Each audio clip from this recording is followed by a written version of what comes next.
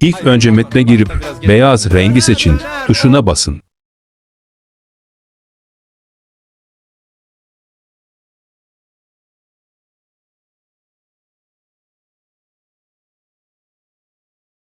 Ondan sonra da tüm ekranı beyaz şeyle kaplayın. Emojiyi seçin. Beyaz yerin tam ortasına ortalayın.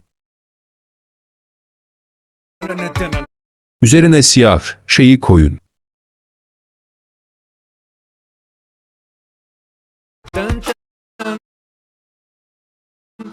Tekrar deneyelim.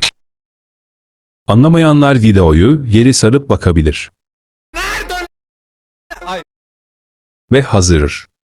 Pardon, başta biraz geç kaldım. Döner, o döner. Ve videonuzun adını buraya yazabilirsiniz. Bye.